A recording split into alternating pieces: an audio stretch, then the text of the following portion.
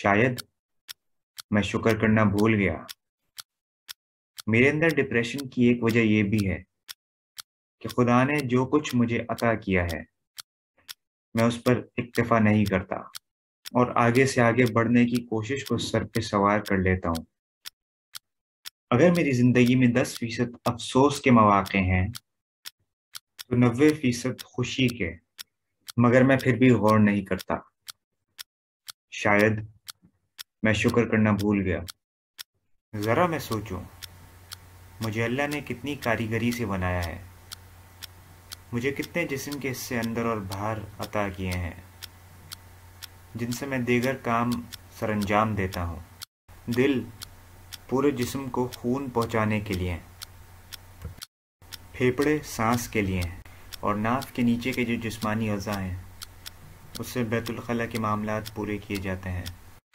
ذرا میں سوچوں ان لوگوں کے بارے میں جن کے پاس دماغ ہے مگر سوچ نہیں سکتے، دل ہے مگر دل کے مرض میں مبتلا ہیں، پھیپھڑے ہیں مگر سانس صحیح سے نہیں آتا، جو بیت الخلاء نہیں جا سکتے۔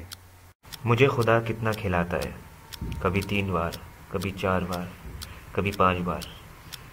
مجھے یہ بھی معلوم ہے کہ سوڈان کے اور سوریہ کے کیسے حالات ہیں، مگر میں غور و فکر نہیں کرتا اور میں قدر نہیں کرتا۔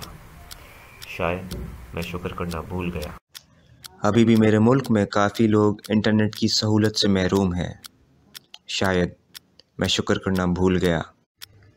ابھی بھی اتنی ترقی ہونے کے باوجود میرے ملک میں کافی لوگوں کے پاس موبائل فون کی سہولت نہیں۔ شاید میں شکر کرنا بھول گیا۔ پوری آبادی میں سے پاکستان میں 2020 تک 4.7% بے روزگاری تھی۔ افسوس کہ مجھے اس بات کی بھی قدر نہیں۔ شاید میں شکر کرنا بھول گیا۔ ابھی بھی کم و بیش 30% لوگوں کے پاس میرے ملک میں تعلیم نہیں۔